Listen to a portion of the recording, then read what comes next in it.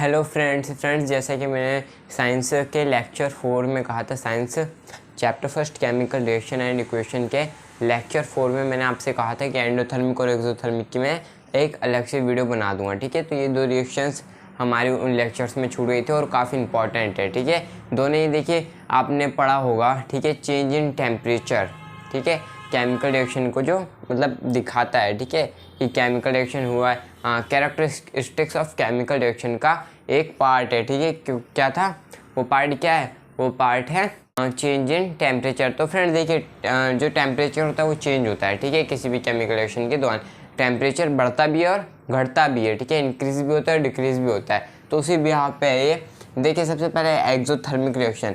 देखिए फ्रेंड्स, एक्सो एक्सो को वर्ड आपको बहुत जगह मिल जाएगा। ठीक है, एक्सो का मतलब होता है लॉस। ठीक है, LOSS, एक्सो का मतलब होता है लॉस, बाकी आप जानते हैं। ठीक है, एक्सोथर्मिक रिएक्शन, एक्सो का मतलब लॉस होता है। ठीक है, reaction in which loss of heat take place is called exothermic reaction. यानी फ्रेंड्स कोई भी ऐसी रिएक्शन हो जिसमें लॉस हो, किसका लॉस हो, हीट का।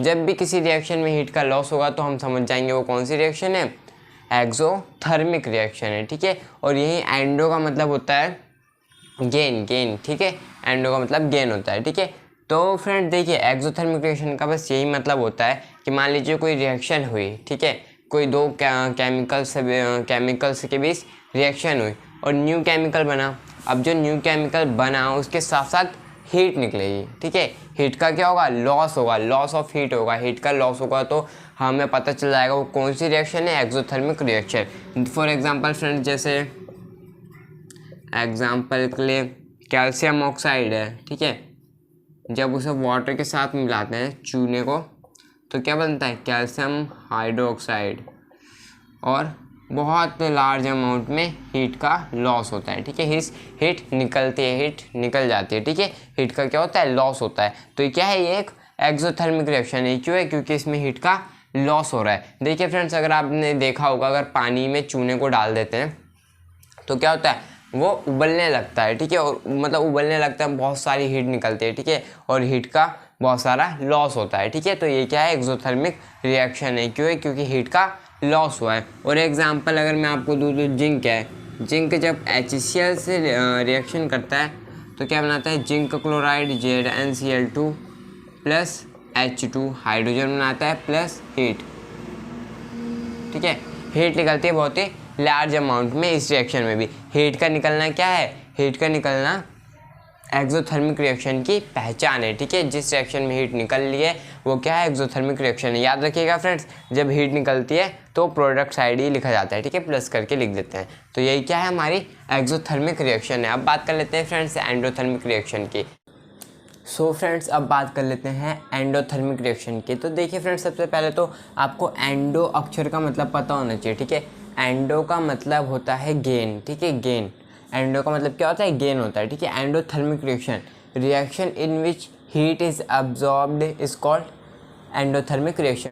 यानी कि फ्रेंड्स मान लीजिए आप दो सब्सटेंस ले लीजिए। ठीक है, जैसे नाइट्रोजन ले लिया प्लस हाइड्रोजन। ठीक है, इनसे आपको अमोनिया बनाना है, अमोनिया। ठीक है, NH3 बनाना है अमोनिया।